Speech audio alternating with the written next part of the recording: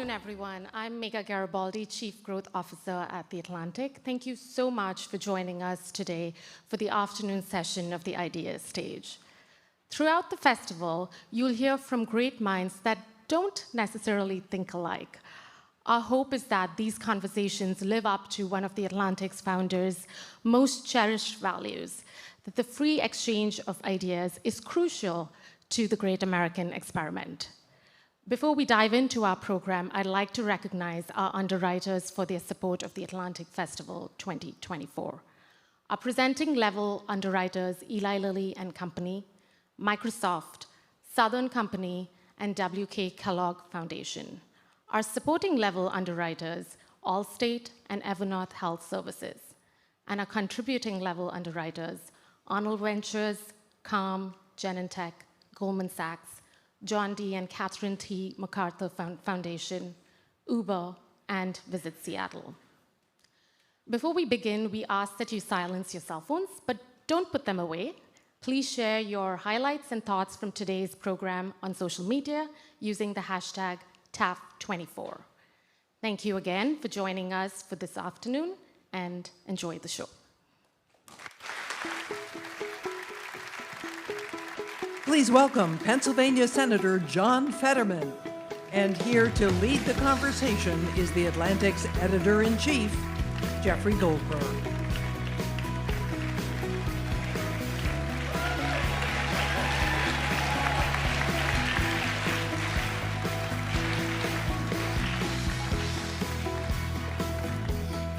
Thank you.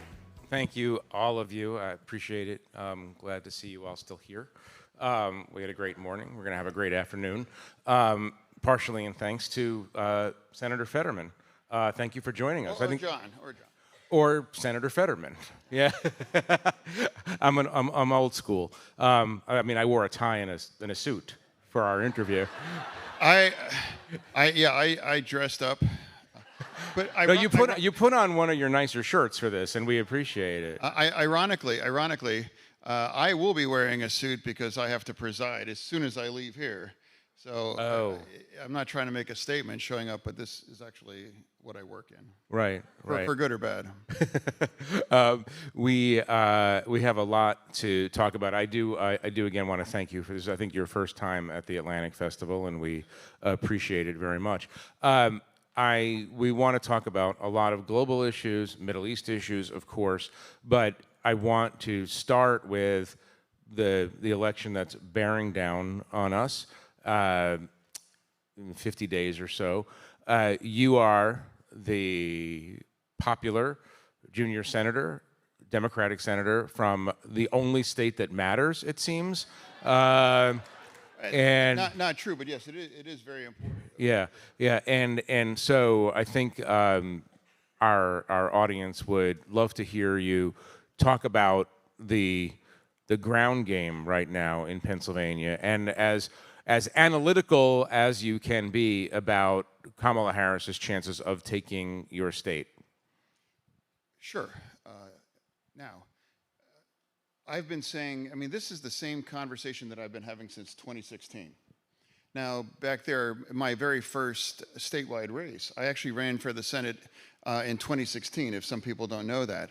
Of course, I didn't prevail, but I was very committed, and I was a very active surrogate to Hillary Clinton, going all around to wherever they asked. That's where I showed up. And then I was like, hey, there's a problem here. You know, Trump is really connected, and I joked that his signs became like the state flower, and you see that everywhere. And I'm like, I'm not really sure, because everybody thought that it was in the bag, but that's not the energy and the other kinds of things that were really consistent with what I'm witnessing all across. And then sadly, we saw what happened, and impossibly close. I mean, Pennsylvania, he won by 45,000 votes, and Michigan and Wisconsin. So it's really 75,000 votes spread across 3 words, the blue wall, change our nation, the world, and everything. And I've said the same thing in 2020, and people thought that Joe Biden had a 4 or 5 kind of margin. I'm like, no, that's not true. And then when you can have 25,000 people show up at a rally in Butler I've even said that on social media. It's like, this is not a 5-point race. It's going to be close. And of course it was. And now impossibly close. 10,000 votes in Georgia, Arizona, Wisconsin. Statistically, it's that close. And now I've said the same thing in 2024, that regardless of a great debate, I mean, of course, she wrecked him, but Clinton wrecked him in three debates. And I maintain that there's nothing we as Democrats can say or hurt him that he hasn't already defiled himself through with what he said and done. And people understand who he is and what he's about.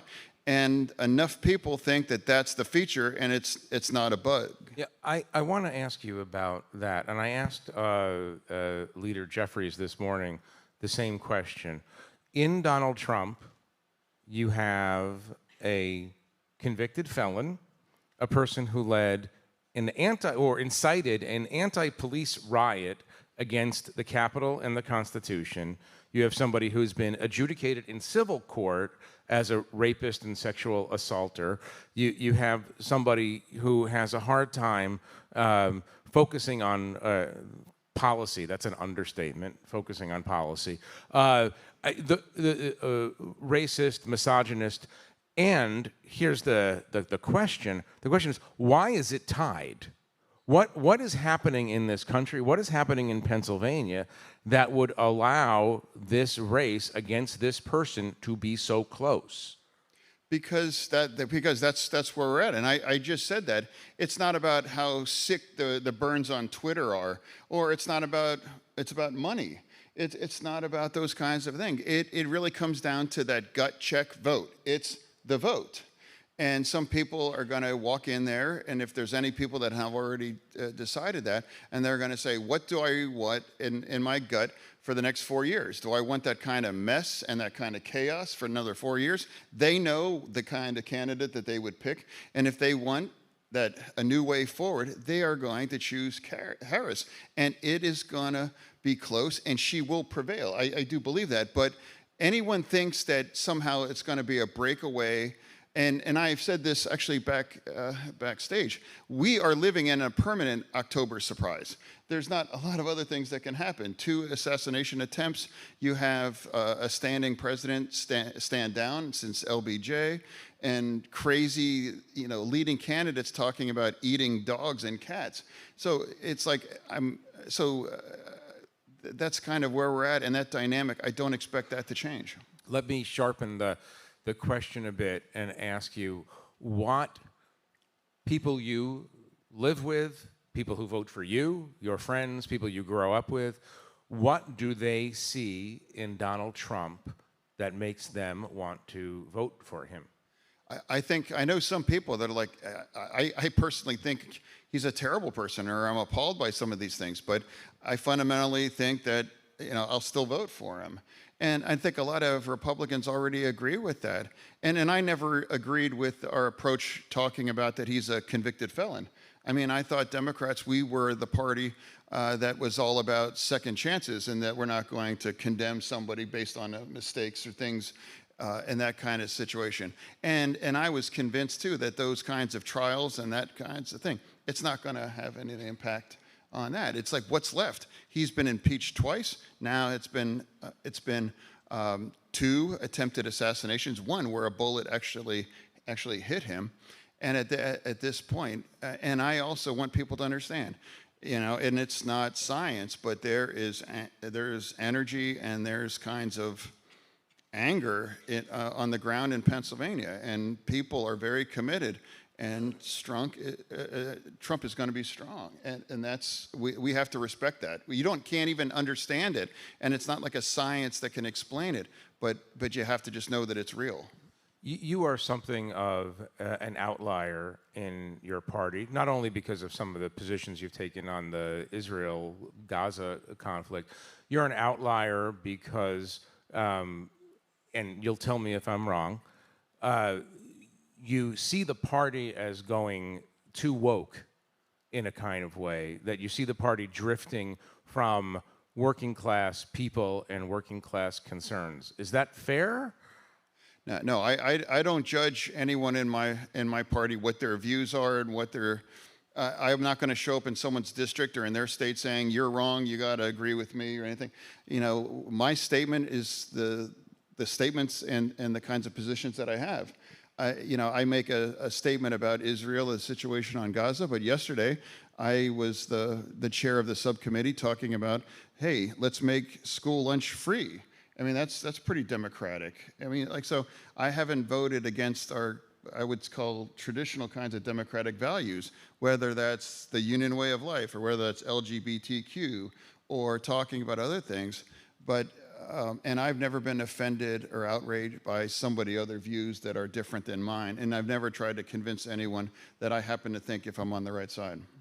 What would you say to Kamala Harris and the other leaders of your party if you want to win back the support of white, high school educated Pennsylvanians who you've pretty severely lost over the last number of years?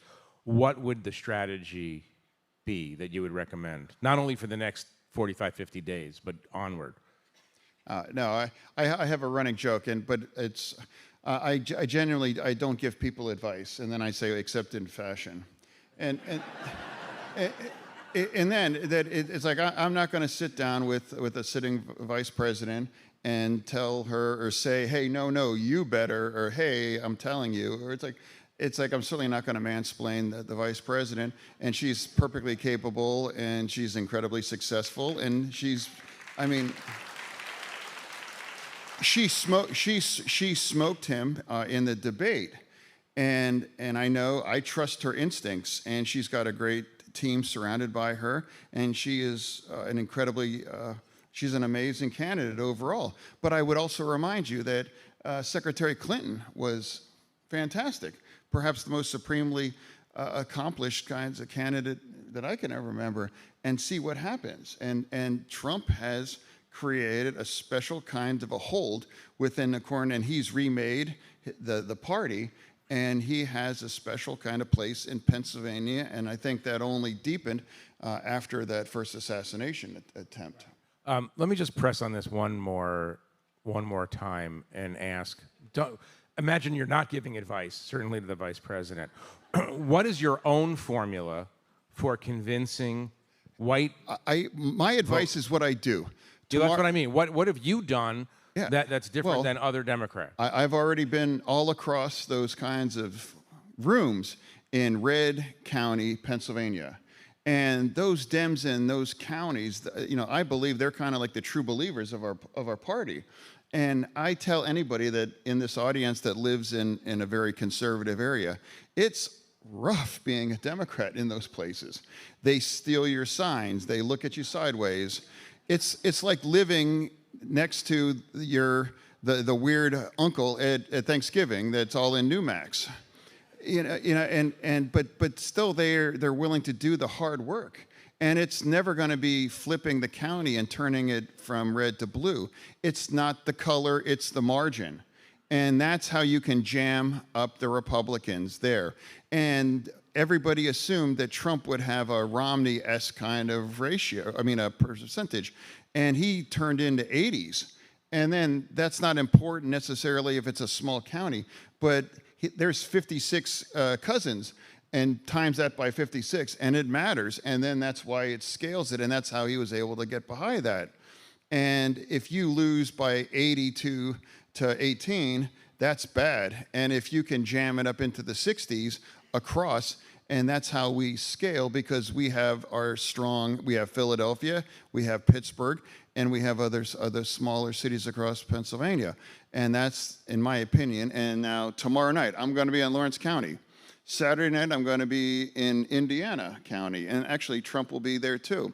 And then on Sunday, I'm driving 5 hours to a fairly remote part of Pennsylvania, and that's an event that has around 11 kinds of small counties to have those events, and it's hundreds and hundreds of people. And then next Thursday, I'm going to leave, and I'm flying to Butler County, and then Friday, I'm doing an event in Erie. I mean, it's like I'm showing up in the rooms.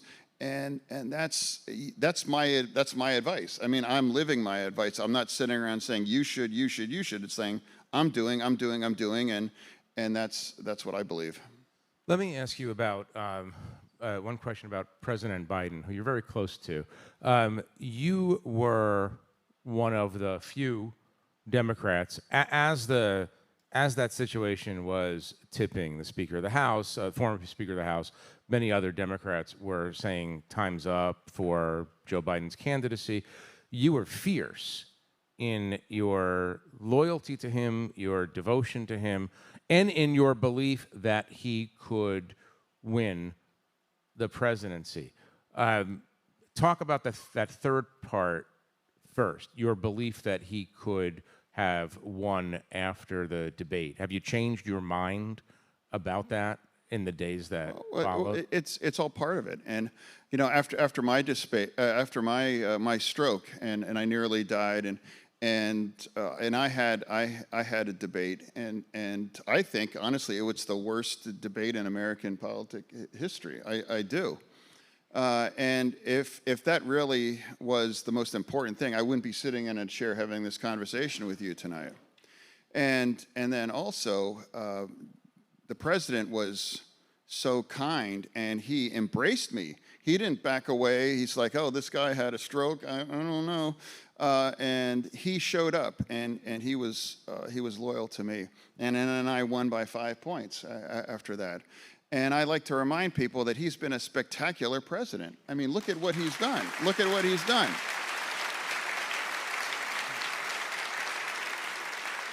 And also, I'd like to remind that he is the only person ever that's beaten Trump in an election right now.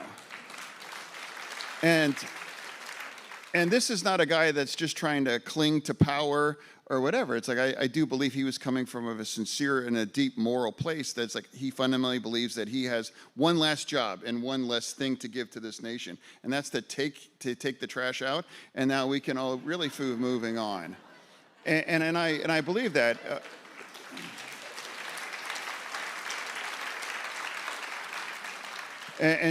So it's not blind loyalty, and it's, of course, there might have been more limited paths to 270, and I know he was struggling in like Arizona and Georgia, and I think that he has the path, and that is the blue wall.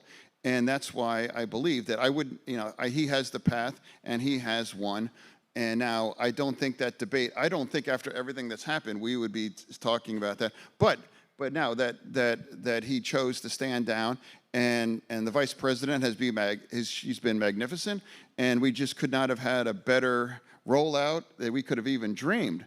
And then here we are, and things are ridiculously close.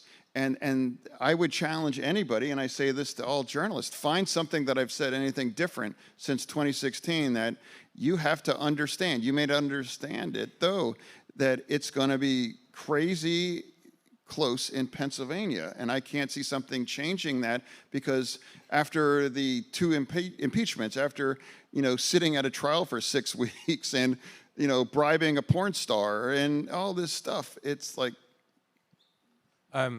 I want to stay on the subject of loyalty in a way.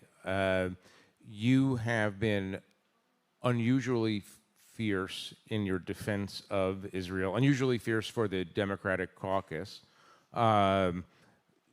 Israel, a stalwart ally, but run by a prime minister who is much more associated with the right than the left, Netanyahu, and you have become a figure of some controversy in your party for your stalwart views. And since we have some time, I want to invite you to explain how you came to your views and how those views have affected your standing in your own party.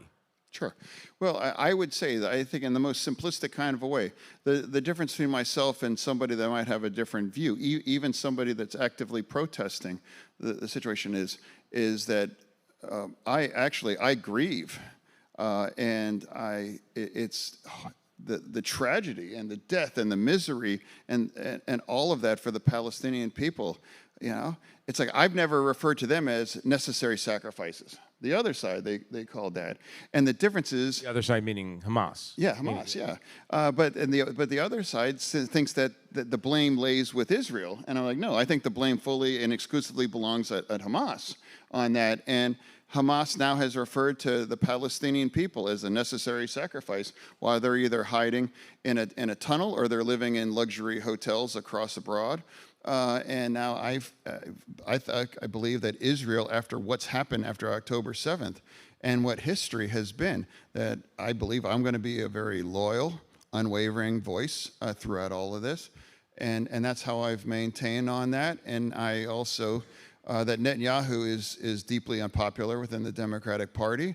And I've never made a statement one way or the other, but as the democratically elected leader, and it is possible that if somebody thinks that he is a bad person or a bad leader, if that's possible, but it's also possible, it could be true, that he happens to have the right instincts and have the kinds of the right decisions behind that, that you cannot allow Hamas to survive.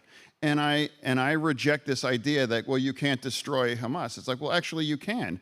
I'm not saying you can eliminate every last member of Hamas, but that's what they did with the Nazis. It's like you didn't eliminate every last Nazi, and they now live in nation right now. But that allows them, they cannot be, they can't be harmful anymore.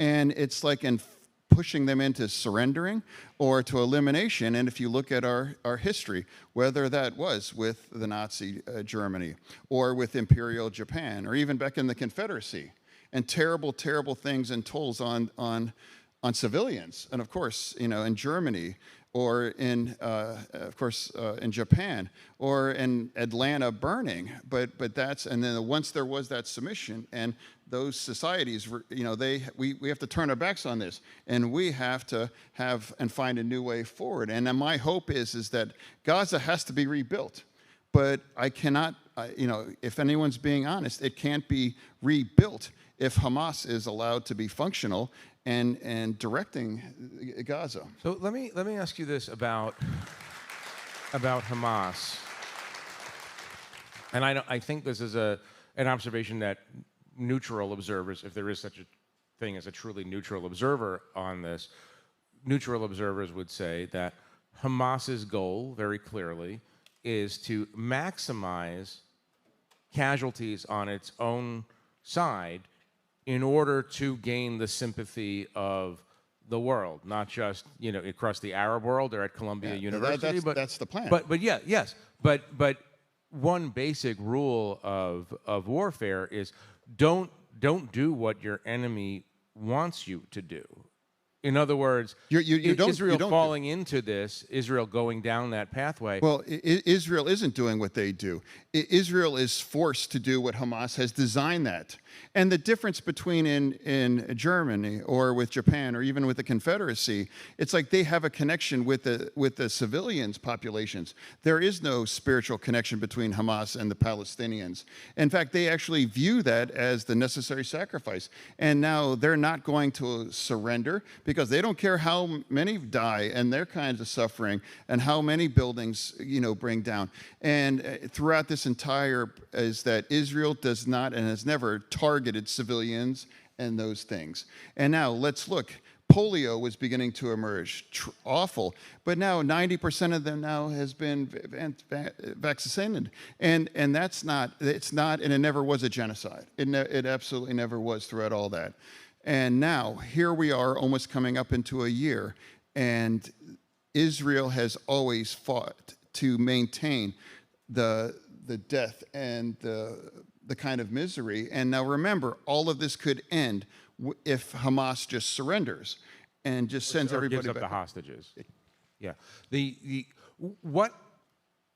What has happened in your party with you and this issue? Talk about that a little bit, because you've become an outlier on this issue. I'm not saying that the Democratic Party has turned anti-Israel, but Kamala Harris and Joe Biden both have endorsed the idea of withholding weapons or armaments to Israel in order to change or modify Israeli behavior. You don't endorse that. You've said that as much. But talk about where it's left you as a Democrat.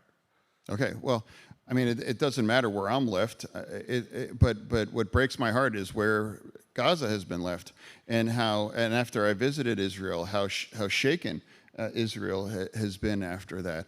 And I don't have a condition because you have an enemy, and their only side and their organizing principle is Israel has to fall and die, and everyone has to go away. And now, if you have a war with somebody with no standards, no decency, no any kinds of principles other than to destroy Israel, then they need and they have my support. And whatever they need, it's like they're going to get that. Is there more support for your position in the Democratic Party than people might think? I do. I do happen to believe that, and that's the thing. It's like I would think rather people know what I believe.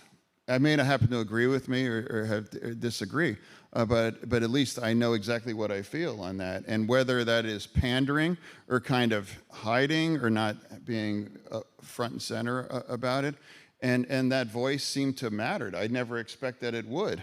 But when I visited Israel, everybody recognized me. Or when just this morning, 6 or 7 people stopped just to thank me, getting coffee this morning.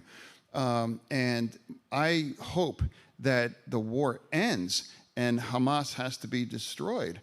And this idea and this canard that it's like you can't destroy Hamas. You can and you do, and they are doing that, picking them off one by one, and now destroying the ballotations and allows them to, that means that much more difficult, and blowing up their tunnels.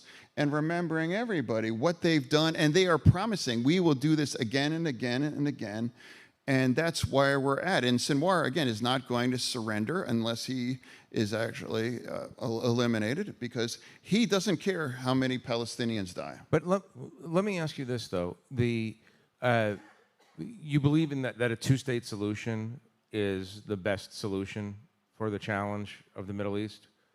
I don't know. After everything that's happened and things where we're at, and then if you examine the kinds of history of the kind of deals that have been offered, again and again and again that were rejected. But then, as a friend of Israel, what happens if Israel maintains its settlements in the West Bank? Let's take Gaza off the table for a second. If Israel maintains that kind of control in the West Bank and doesn't allow for the growth of a Palestinian, so the emergence of a Palestinian state, what then is the long-term solution? Stipulating that obviously Hamas and other groups, Hezbollah, seek the destruction of Israel, and so they're off the table too. But explain to me how this ends from your perspective. I honestly, I think the long-term solution is actually stop attacking Israel, and Iran stop spending money and weapons to proxies like Hamas, like Hezbollah and Houthis, and then stop doing that. And that it's going to make things significantly better. And recognize that Israel, it's not going anywhere, and it's going to exist. And what happened with like the beepers and the walkie-talkies, it's like it reminds people that Israel's able to touch a lot of people whenever they need to reach them, and people that they've been promising that they're going to harm Israel. Stop, shooting rockets at civilians in Israel. I'm willing to bet that things are going to stop going boom, and beepers. Where did this? One final question on this. Where did this come from? Where did this feeling originally come from? I just think anyone that studies the history and you look at what's happened to the Jewish community and brought Israel and the creation about, and 67, 73, and all of these other kinds of things, and that's why I believe standing on this side and the nation that protects and projects the kind of values that we live and the lives we all would want to live in, that really exists only one place in the Middle East, and that's Israel. And I promise you, Israel is not going to go on the offensive and start attacking all of those neighbors. I think if everybody can agree that Israel is going to exist, and let's just figure out a way to get along and work this out, because right now, if you have in your charter, Israel has to be destroyed, it's going to be hard to negotiate. It's a bad negotiating. That's not negotiation. That's a threat, and they've been committed to that. Right. One final question for you, radically different than domestic politics or global politics, but a lot of people asked me to ask you this, and I think it's important to bring these issues out.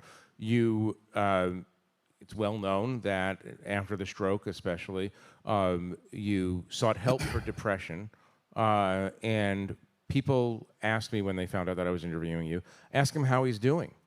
And the question is that, and what you would say to people who are also struggling with those issues. Oh, I have that. That's an ongoing conversation that I have. Just like, the conversation with folks on Israel. I never expected that message would penetrate and reach people, but on the regular, people reach out and have conversations and ask. It's like I've had active conversations with members of Congress that now have been there. I've had a conversation with a dad. It's like my 15-year-old child tried to take their life, and I've had conversations with them. And I'm not an expert, but I'm a guy that's been there. And then I took it one level beyond and talking about self-harm. I originally thought I wasn't going to talk about that because that's definitely not a political winner. But but I'm like, hey, if I'm being really honest, I have that conversation because a lot of people, could be in that place. And that's what I've done, and talking about it and addressing it. And now, I'm not an expert, but what I will say that whatever your path is, whatever the kind of resources is, or what's your experiences that brought you to that point, I promise you, stay in the game. Stay in the game. If you start to consider self-harm, that is the ultimate decision. You will regret that, and you can't come back that. But I promise you, it can get better. It will get better, and if you can get help, stay in that game. And if you promise yourself, I promise you, it will get better. And it was in that very, very dark, when I was in that,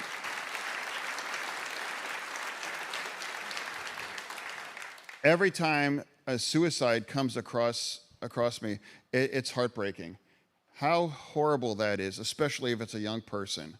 I'm begging you, anyone, stay in the game. And your path will be different for everyone. And it's not going to be a day or a week or a month better, but I am living proof that where I was, and after I thought I was going to die, and then after a terrible debate like you're done and he's a vegetable and other kinds of terrible things, and I'm just lucky to be here tonight or this afternoon, and now I'm just going to say and have these same kind of conversations because I wasn't surprised, but it has seemed to have resonated. And that's an honor and a duty to continue. Senator Fetterman, thank you so much for being with us. I really appreciate it. Thank you very much. John Fetterman, thank you.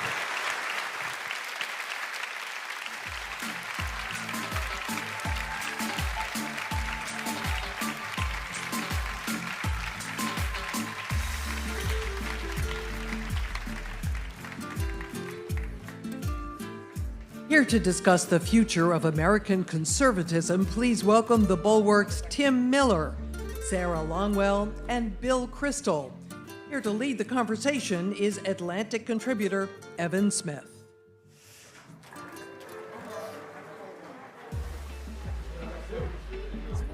Furniture change. Hey, Senator. It's okay. You got a lot of good feedback from our interview, bro? Yeah. Nice job. Hey, how are you? Hey, give me a hug. Good to see you. Hey, man. I'm Sarah. Nice to meet you. I'm from Pennsylvania. This is Bridgeton Park. Hey, John. Good to see you. How are you, I sir? saw you a couple years ago. You were having friends.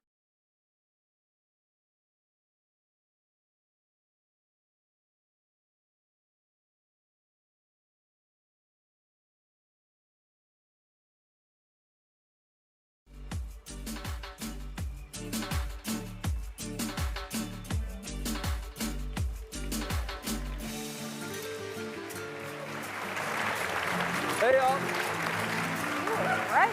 Cozy here. A little pillow between us. Like this. How you doing? Hear us okay? Great.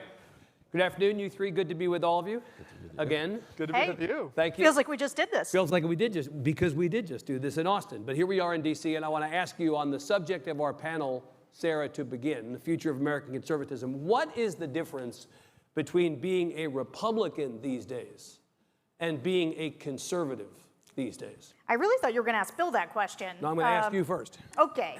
I think there used to be more of a difference between republicanism and conservatism. Republicanism was sort of the practical vessel through which many conservative things could be realized.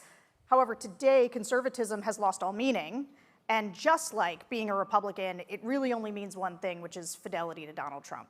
That's in a nutshell. Bill's going to give a long philosophical answer in which he talks about Straussian philosophy. That was so well said, I don't need to say anything. So that was great. Next question. No, I want you to answer the same question. What do you think the difference is between republicanism or between being a member of the party on the one hand and being faithful to conservative principles these days on the other? Yeah, I think Sarah's right. There's not a difference because conservatism, you could either say it's lost all meaning or it's become a really unpleasant and I would say dangerous, more than unpleasant really, damaging and destructive version of conservatism. And there have been many, many conservatisms, obviously for 200 years, European conservatism, American conservatism, different branches of American conservatism. And I think that's a lot of conservatives complain, Trump's not really a conservative. And that's a fair complaint if you mean he's not Ronald Reagan, he's not George W. Bush and so forth. But I think it's also the sadder and more worrisome truth about the future is that he has transformed American conservatism. And the future probably is, for a while at least, unfortunately, more like J.D. Vance, and that Trump going away personally is not going to change the embracing of nativism, of the resurgence of a kind of racism, America first, isolationism. If you had told me growing up, I mean, I studied a little history, like we all did, America first, totally discredited, right? This thing that was started in 1940, after Hitler had invaded Poland, after the fall of France, after it was clear what was happening in Germany and in the German-occupied territories. That's when America first was started. It wasn't like the little bit of a mistake in the 30s where they were kind of, hopeful, right? That's what it was. It was pro-Hitler, basically, anti-British, keeping us out of the war. Trump embraced that in 2016, and I thought, he doesn't know anything. He doesn't even know what it is. And of course, when someone tells him what it is, he'll say, oh, I just used that term. But what I meant was just we got to take care of Americans first and give a more traditional version of a semi-respectable isolationism. But it turns out, weirdly, I don't know if he knew what he was doing, but someone knew the people who were advising him knew what they were doing. And Vance really is America first and Project 2025 and the whole thing. And so my worry is that stuff doesn't go away even if Trump loses this November. And just to add to that quickly, there's a reason that J.D. Vance identifies himself as part of the new right, because he is saying this is something different from what traditional conservatism that I grew up learning about from people like Bill, right? It was your three-legged stool, the sort of social... This always happens on these panels. Yeah. I'd say it takes... Why don't you like being my mentor? Why don't you like it? It takes about 4 minutes for some subtle way of conveying the fact that I'm about Wendell decades older than these two. Maybe centuries almost, Finish. Will you just tell me if I get the three-legged stool right, Professor? So the right of social conservatism, of muscular foreign policy, and of economic conservatism, right? Free markets, but free markets, limited government, American leadership in the world, like that is antithetical to the current version of the Republican Party. So if conservatism is a specific thing, as it used to be, it used to have a real definition, it probably still is those things. But nobody is talking about that. That's not what people mean today when they talk about the conservative movement or whether Trump is a conservative or not. Tim, let me quote Bill from the Bulwark earlier this week to get at this maybe from another side. Right. Bill was writing about J.D. Vance and the decision of the former president to pick J.D. Vance as his running mate. He said, Trump thought Vance would help ensure his plans for a full-on radical and authoritarian presidency in 2025 weren't derailed by excessively law-abiding, norms-following, institutions-respecting, old-fashioned Republicans. The Republican Party that you and I grew up observing from a distance and from up close, they believed in the rule of law, they believed in norms, they believed in respecting institutions. That seems to me to be one big difference today, right? It is a big difference, and it was a intentional move to pick J.D. Vance. I just think to highlight what Bill is saying, and it was as part of, it's tough to exactly know how much is part of their kind of deranged paranoia and how much of it was like a really intentional choice, because it's been reported at this point that Tucker Carlson called Trump and told Trump that if he picks somebody that cares more about the traditional conservative, sort of rule of law elements like Marco Rubio, that the deep state will off him. That's what Tucker said to Trump. That, like, the deep state will push him out because they will see that they have a neocon vice president that they can install and give them all this whatever they want. So, like, whether or not like Trump and Tucker really believe that like conspiracy, or whether like just they're sort of swimming in this conspiratorial soup, and that was just like part of a rationale that's like maybe exaggerated, but like informed why he wanted to pick J.D. Vance as opposed to somebody like Doug Burgum or Tim Scott or Marco Rubio. Doesn't like really matter. I guess it kind of matters whether the next president of the United States is totally delusional or not. But as far as like the future of the party is concerned, it's kind of a distinction without a difference. And they intentionally chose J.D. Vance because they knew he would go along with the program, even if the program was coloring outside the lines. Well, they've allowed him, and I guess encouraged him, to continue on to articulate that program, to do so in an unbelievably demagogic and really terrible way, I think, in terms of Springfield, Ohio, and the Haitians and all that. And they've not pulled him back. And my impression is they're not even trying much to pull him back. Is it tomorrow night or 2 nights from now that J.D. Vance is joining Tucker Carlson somewhere in Pennsylvania, Hershey, Pennsylvania, I think, on Tucker Carlson's tour of the U.S., having different guests. This is Tucker Carlson, who, 2 weeks ago, had a Holocaust denier. I mean, there's no other way to say it. A genuine Holocaust denier, honest as guest, gave the guy a huge boost. Tim was telling me before, right, that his podcast went from number whatever 200 to number 5 or something for a week in the U.S. So a lot of people got exposed to this terrible denial of truth and of history, and because of Tucker Carlson.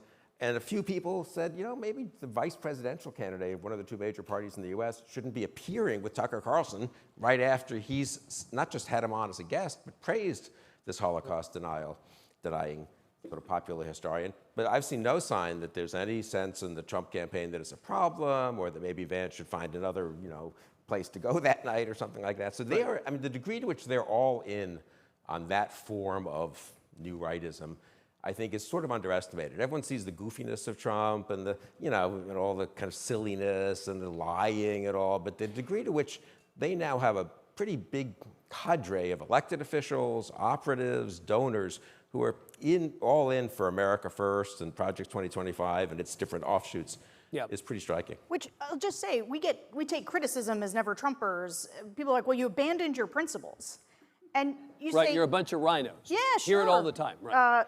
Proudly. But the thing is like, well, the free markets, Donald Trump's biggest economic plan is tariffs. American leadership in the world, they're going to abandon Ukraine, offer it up to Russia. Like character mattering, that was a big thing when I was growing up. When character was king, is the Reagan's speechwriter, Peggy Noonan, that was her book, The 5 Virtues, Bill Bennett, like all of this stuff we were steeped in, it's gone. Like Trump has obliterated it. So the idea that we get some of that, like we need to support Trump for his policies, or like they're like huffing Reagan's ghost. Some of these Republicans who want to tell you to stay on board, like it doesn't even resemble Reaganism. Well, in fact, Tim, this week David French said that the Reagan Republican Party is dead. I mean, we, 100%. We'll talk occasionally about, in Texas, at least where I live, could George W. Bush get through a Republican primary these days? Probably not. I don't know that Ronald Reagan could get through a Republican primary these days, right? Well, no, George W. Bush's nephew, George P. tried his best. I flew down to Austin. I talked to George before he did that primary. Like, you do not have a chance to win a primary in this party. Was that me? You don't have a chance to win a primary in this party. Like, I'm sorry, like you're a Bush and you're a Hispanic Bush at that. And you really should think about challenging Ken Paxton as an independent, or maybe even running as a Democrat. This was George P. Bush running for Attorney General against then still incumbent Ken Paxton. Ken Paxton, right, a corrupt MAGA Republican. And he got killed. And he pretended to like Trump, and it didn't work. So that's what the party wants. And Bill and I were talking about this on the pod earlier this week. We've seen this situation in Ohio. You have Mike DeWine, the 77-year-old old school center-right Republican, talking about the Haitian immigrants, talking about the value that immigration brings, and the shining city on the hill, like all of those themes, right? And how there's economic value, and how there are also challenges. We need to care about the rule of law, like what a conservative would say about immigration my entire life. And then you have J.D. Vance, doing his bigoted nonsense. Like, in 2 years, does anybody think that when Mike DeWine leaves, if someone runs in his mold and someone runs in J.D. Vance's mold, what do the Republican voters want? Like, I would love to be wrong, but like every sign for the last 8, 9, 10 years, maybe longer, points to the fact that the voters will want someone in the J.D. Vance mold. Yeah. And so the party ends up only being what the voters of the party want, right? Like, that you can say what you want about ideology or historical precedent, but all a party is a group of people that get together and like decide who they want to represent them. And the Republican Party voters have decided that they want America First candidates. And even worse than that and creepier than that, like they've decided that they like the people that are the most antisocial and deranged possible in every race. I'm sorry, it's funny, but it's like not really. And like Mark Robinson wins his primary. Mark Robinson, who the CNN story just came out about how he thinks he's a black Nazi or whatever, and is a Holocaust denier, and brings a pizza into the back of the porn shop, and he's the weirdest possible person that you could imagine. He ran against this guy that's just like Joe business guy. Like, traditional conservative. You can just imagine his name. It was just like a business guy from North Carolina, went to the country club, and he killed him. It was like 80-20. And so like the Republican voters want the weirder, crazier, antisocial, anti-establishment person, and so they're attracting those types of people to run. Bill, this is the part of every conversation we have where I remind the young liberals in the audience who now love you. I've got a list. Do you want me to go down my list of things to remind them about? That you were Dan Quayle's chief of staff, right? Back in the day. Dan Quayle's fine. Dan Quayle. You did worse than that. Well, you'd take him today, wouldn't you? Mm-hmm. Well, Mike Pence called him, didn't he, on January 5th, 2021, to say, can I go along with this thing that Trump's pressed for me to do? And Quayle said, of course not. That's out of the question. Right. Quayle presided, I remember this day in January of 93, over the Senate when they counted the votes in the normal way that one used to do, and announced the defeat of the Bush-Quayle ticket and the election of Clinton and Gore. So Quayle had his, whatever you can think about some of the policies and whatever and limitations, but he believed in like institutions and the rule of law. So my point is, you were around then, the Bush family very well. To Tim's point about Bush, George P., George W., and all that, when did Bush become a 4-letter word in the conservative movement? Well, Tim worked for Jeb in 2015, 16, and, it seemed like a plausible. Wait a minute. We were talking about your past. No, we don't have that much time left. I think we need Tim's reminiscences of the Jeb Bush Huntsman campaigns. We need Sarah's reminiscences of working as a very young person who had just come to Washington for Rick Santorum. My stuff's really not interesting. Not that interesting. My stuff's too long. This is the part where we turn on each other. Go. Absolutely go. So what happened? Where did the worm turn within the? Well, looking back, as always is the case, I think in history, you see all kinds of things that you kind of didn't want to see or papered over a little bit from 10 years ago, 15 years ago, 25 years ago even, things that we thought we had defeated or we wished to have defeated, and we didn't defeat as thoroughly as we did. On the other hand, to be fair, Buchanan took a shot at everything at the presidency in 92 and 96. He had a little, some success temporarily. And then he lost. He left the party by 99, 2000. I remember thinking that. And George W. Bush was nominated. The final 2 candidates in 2000, a campaign I was editing a magazine, but I was sort of involved in as I was close to McCain, were Bush and McCain. They were the final 2. It wasn't even a right. It wasn't even Alan Keyes. Alan Keyes, Gary Bauer. Those guys went nowhere. So that as recently as 2000, and then of course the ticket in 2012 was Romney, Paul Ryan, which is not quite the same as what we now have. So it's hard to know if you rerun history, if Trump doesn't get lucky in some of his opponents, if it's not a splintered field, if 2015 isn't a very rough year in terms of terrorism and migration, and especially the crisis in Europe, which had a weird effect over here, I think.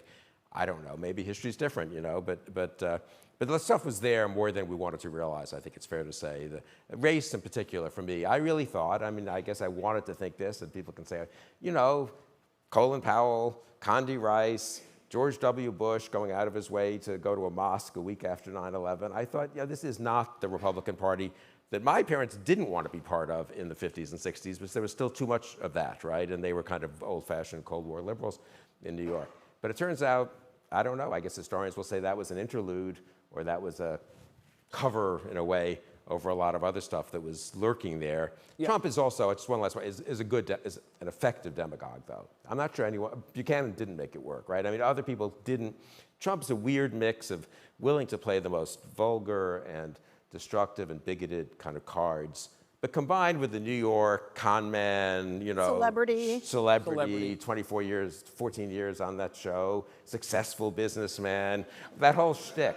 And it's a very unusual combination when you think about it. Your typical right-wing demagogue is a bitter guy who's been a bitter guy for 30 years and is not a successful salesman. And whatever you think of Trump, right, he's had a career of figuring out what people wanted in a way and conning them a lot of the time, but also speaking to what they wanted. So I think Trump, unfortunately, was better at this than one thought he would be.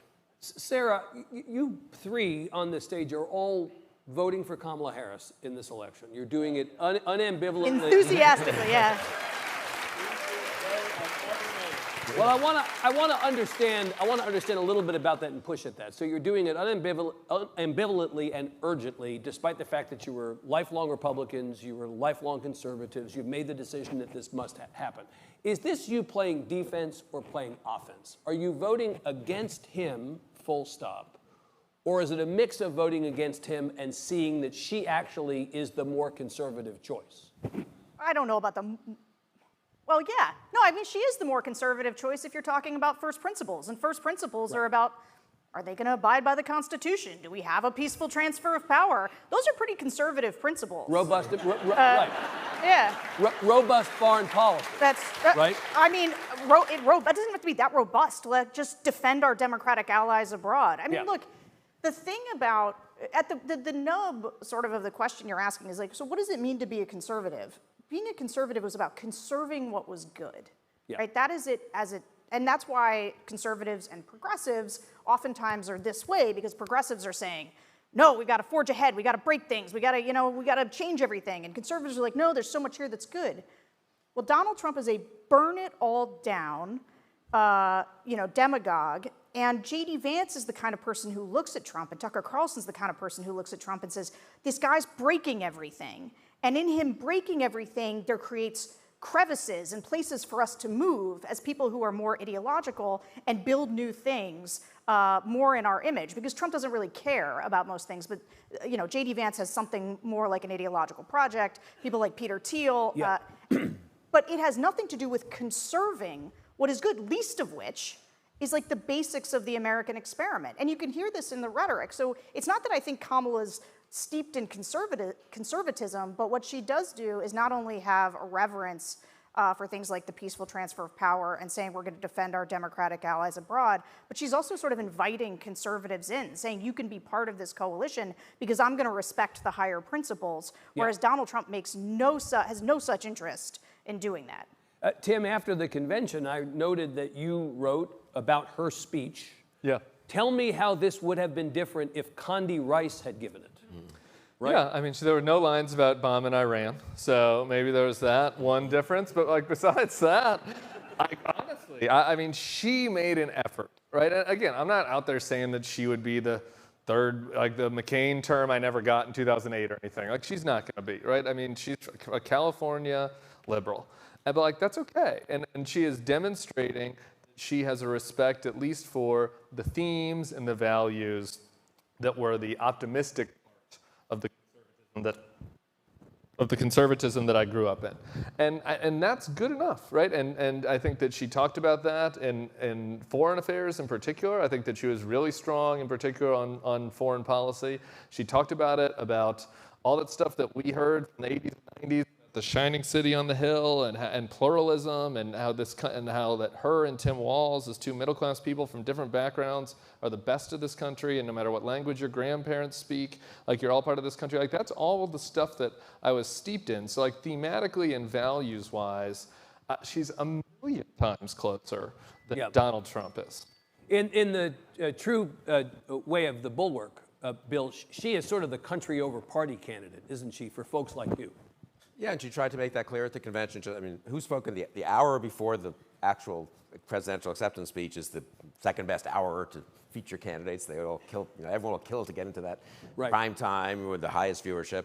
Who did she have speak? She had Adam Kinzinger speak, a Republican, which, we now take that for granted. But a lot of Democrats were annoyed that Adam Kinzinger, who only saw the light really in 2021, I mean, he's been great, don't get me wrong, but, who supported Trump in 2016, nominally in 2020, but annoyed that why is he speaking there instead of me, who's been a loyal, Democrat for 20 years and was right about Trump from the beginning.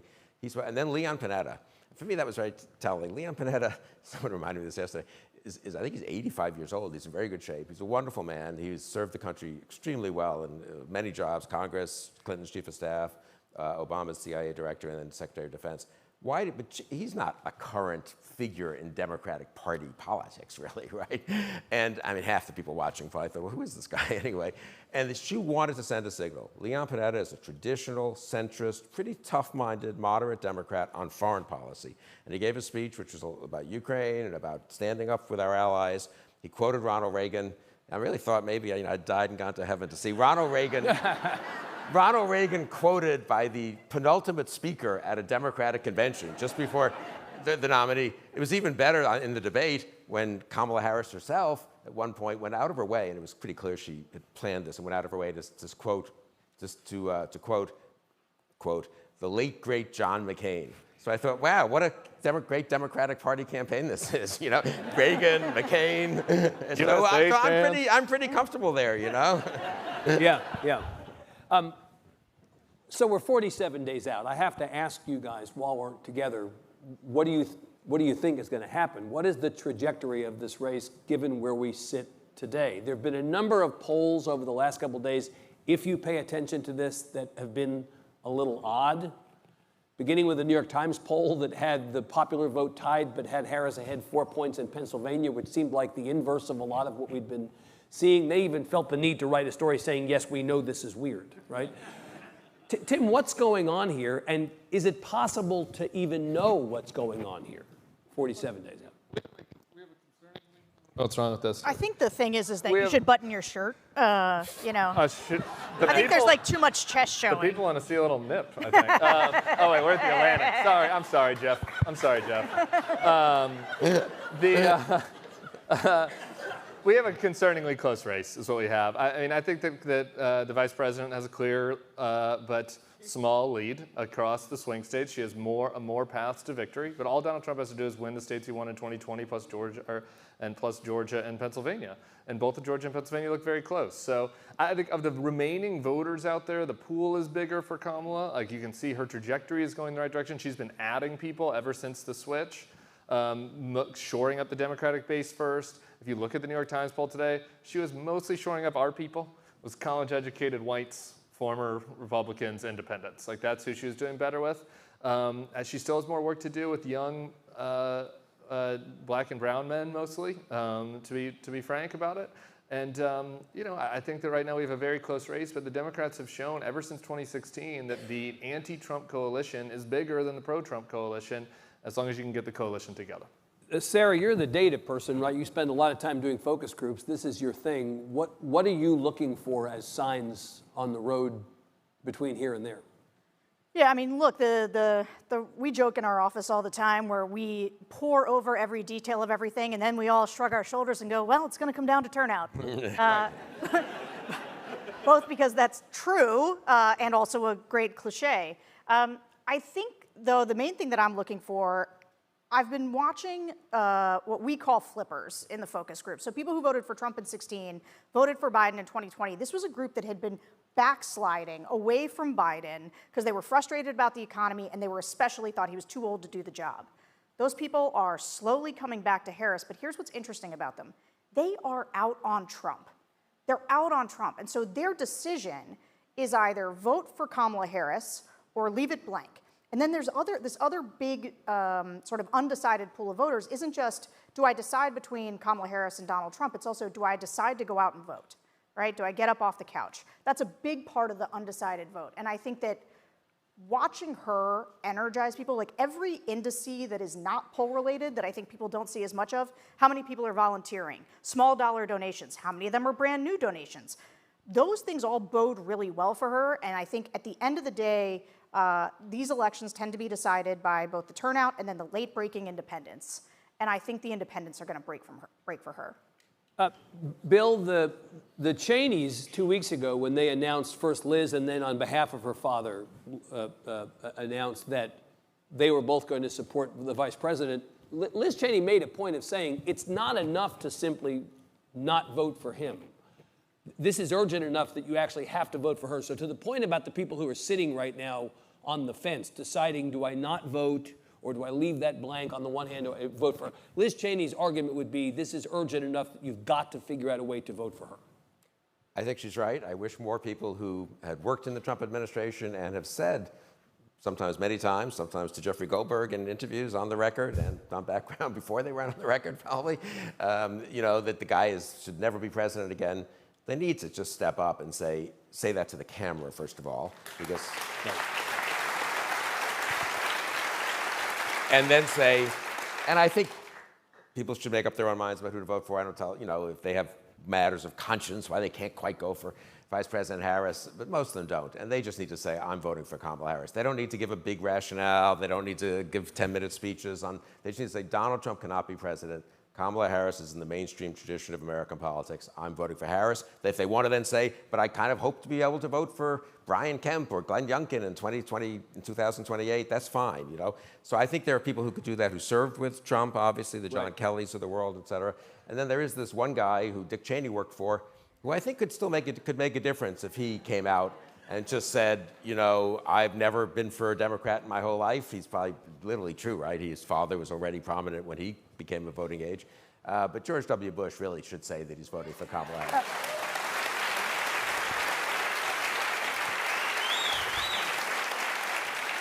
And with this last 10 seconds, if George W. Bush or any of these people care about the future of conservatism, they should vote for Kamala Harris. Because if Donald Trump wins this election, it's over for any future Republican Party that shares any relationship to the one that you grew up in. And so it shouldn't be a hard choice for you. And if you want to tell yourself you're doing this to preserve the opportunity to have a Kemp or to have somebody like that, tell yourself that and do it. Okay. I think that's a good place to stop. Hard to argue with that, Evan. All right, good. Please give these guys a big hand. Thank you very much. All right. Oh, yeah.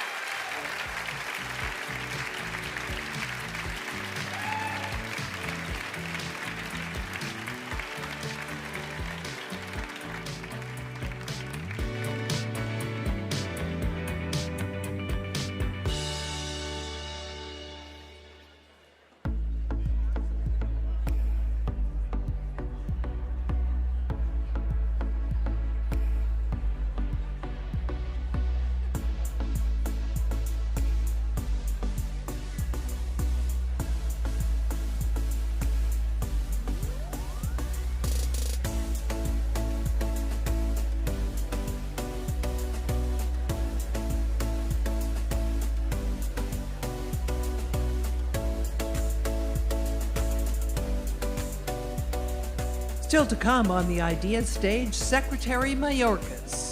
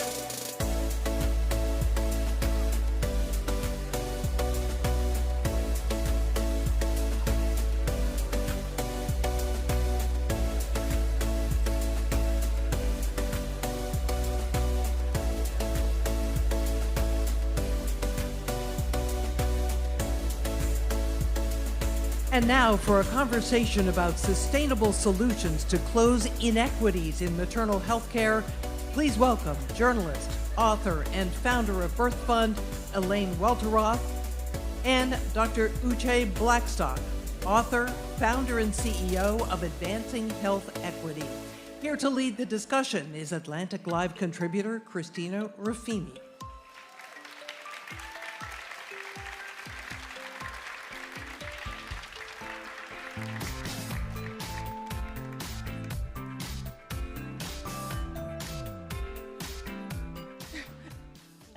Hi, everyone. Are we cozy? Yes. All right, so first, I just want to start out by saying thank you so much for joining me. Oh, Mike. Okay. Very a cute audience. Okay. Yes, sir. I want to say thank you so much for joining us. Yes, and I just want to start by saying something I think all three of us on this stage believe, and that is maternal health is not just a women's issue. This is a human rights issue. This is a universal issue, right? We all have a mother. It is one of the few things that binds us in these very trying times. And with that in mind, right now in the United States, this is a country with driverless cars and commercial spacecrafts. Women are 10 times more likely to die in childbirth than in other industrialized nations. And when you drill down even further into those numbers, Black women are 3 to 4 times more likely to die during childbirth than white women. Women over 40, 6 times more likely to die giving birth. So we want to talk about how we got here, what we can do to help. Both our panelists today are trying to tackle this issue with realistic and, yes, optimistic solutions-based outcomes to ensure that more families, no matter where they come from or what they look like, get to celebrate a happy first Mother's Day. So, Dr. Uché, I'd like to start with you. Because I am a giant nerd, I was recently reading about the history of healthcare in the US, and I didn't realize that at the turn of the 20th century, there was an organized campaign by the growing medical industrial complex to take the birthing experience out of homes, out of the hands of experienced midwives, and move it into a clinical setting. I know you talk about this in your book. Can you tell us a little bit about that history and how it's still impacting maternal outcomes? Sure, and I'd like to ask anyone in here, have you heard of the Shepherd-Towner Act? If you have, raise your hands. Okay, so a few people have. And so this act is one of the reasons why we have so few midwives in the United States. And we know that midwifery-centered care actually improves health outcomes. So the statistics that Christina mentioned at the beginning, in terms of how the United States compares to other industrialized countries and high-income countries, one of the main reasons is because our obstetrics care, our care of birthing people is not centered around midwife care. And so the Shepherd-Towner Act was an act in the early 1920s that was actually pushed by the American Medical Association, which is our oldest and largest organization of physicians. And essentially, it was the campaign that advertised that midwifery care was unsanitary, unhygienic. It was associated with worse outcomes. And many of you may not know, but most birthing processes, deliveries all around the world, including in the United States, were done by midwives, or birth workers, as we call them, up until the turn of the century. This act actually, unfortunately, erased midwives in our country and made it more difficult for midwives to become certified, decreased the number of midwives because that certification process became more cumbersome, and then also medicalized the process of giving birth. And as Christina mentioned, transition the care of people giving birth to from their homes to in the hospital when it wasn't necessarily indicated. And that's still impacting maternal outcomes today, right? Oh, absolutely. One of the reasons why we have one of the other reasons why we have high maternal mortality rate is because we have increased complications. We have the highest C-section rates, some of the highest episiotomy rates. We have a lot of negative outcomes that are actually, and I'm a physician, so I I'm speaking from the perspective of a physician, but I've also been a patient. But this history is really important to understanding how we got to where we are in 2024, where as a country where we spend the most on healthcare, on maternity care, but we have maternity deserts, and we have actually women of all racial demographic groups with the worst health outcomes and maternity outcomes as well. Elaine, I want to ask you, 50% of new moms in this country describe their birth experience as traumatic. Does that surprise you? And what about your experience when you had your first child made you want to get involved and start the birth fund? Well, first of all, hello, everyone. Really excited that we have the opportunity to even talk about this issue on a stage like this, because I do think that maternal health, like women's health, has been marginalized and put into the shadows, and it's very low on the cultural agenda. And I'm very glad to see that we're giving it the space it deserves, especially as a pregnant woman, 33 weeks pregnant today. And still wearing heels, so. Only in heels for you all. They will be coming off right as soon as I walk off the stage. That's traumatic, actually, is heels on pregnant women. But when I will tell you as a journalist, first and foremost, that I was aware of the maternal mortality crisis, the Black maternal mortality crisis, the disparity, 3 to 4 times, Black women are 3 to 4 times more likely to die during and after childbirth. These are statistics that you're sort of inundated with, but it becomes very real for you in a different way when you become pregnant in this country and you set out to find a doctor to give birth with. And I went in woefully unprepared, woefully overconfident about how easy that process would be. I thought, how hard is it to find a doctor? Women give birth every day. Women give birth every day. I'm going to go to a hospital. I'm going to find a doctor, go to the hospital, have a baby, probably get the epidural like everyone else I know, and it'll bada boom, bada bang. Done a lot of hard things in my life. How hard could this be? Turns out a lot harder than I thought to find the kind of quality care that I came to expect from someone who I'm putting my life in, someone who I'm trusting with my life and my child's life, especially in the context of a maternal mortality crisis. The reason that I started Birth Fund is because I deeply believe that we have to stop talking about this problem through the lens of the alarming statistics alone and the problem itself, and we need to shift the narrative to talk about solutions.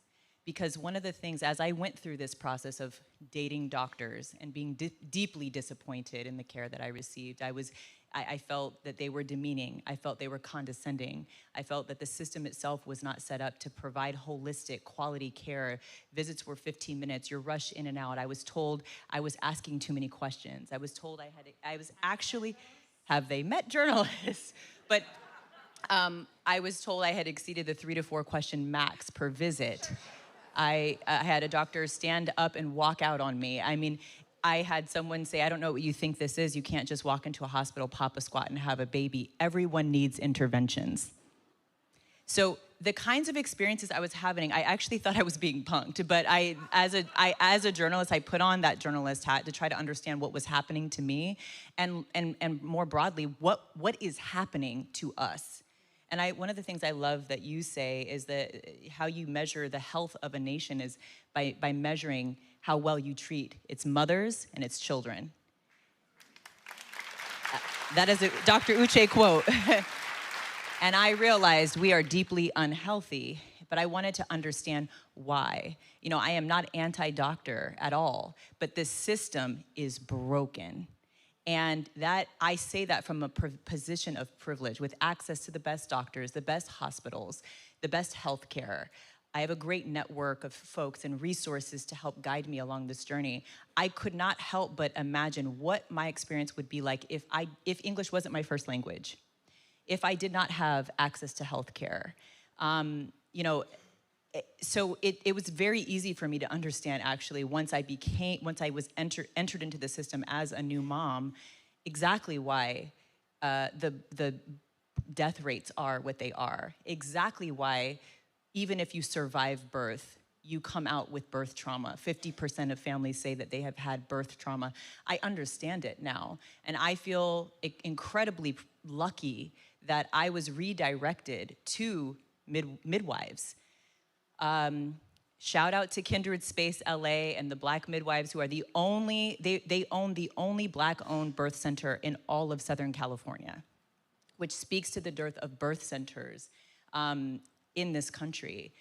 But I was redirected into the care of midwives who completely transformed my understanding of what birth could look like in this country, but all across the world. And they also educated me about why we have the worst rates across the board. When you look at all industrialized nations, one of the things I want to lift up, why are we talking about midwives so much? I think we need to... I have seen several episodes of BBC Historical Drama called Midwife. So I am basically an expert. However, I don't want to skip over. Many people in the room might not have seen those episodes. I'm a Harvard-trained physician on the couch. Yes. I'm going to defer to Dr. Uché and say, what is a midwife? How are they different? What is the service and why does it make such a difference? Before we do that, I think really quickly, and sorry, because you are moderating and I am not, but I do want to say this. The reason we are talking about midwifery and the reason that Birth Fund lifts up midwifery as a solution to this crisis is what we know is that 80% of the maternal deaths in this country are preventable, and we know that they can be prevented with midwifery care. So my question is, why are we not investing more in midwifery care? Why are we not doing more to change the narrative, the false narrative and the stigma around midwifery care? And what are we doing to save the lives of families by making sure they know that they have more options than the ones that are right in front of them? So I just wanted to say that. And that's stats from the WHO. Yeah.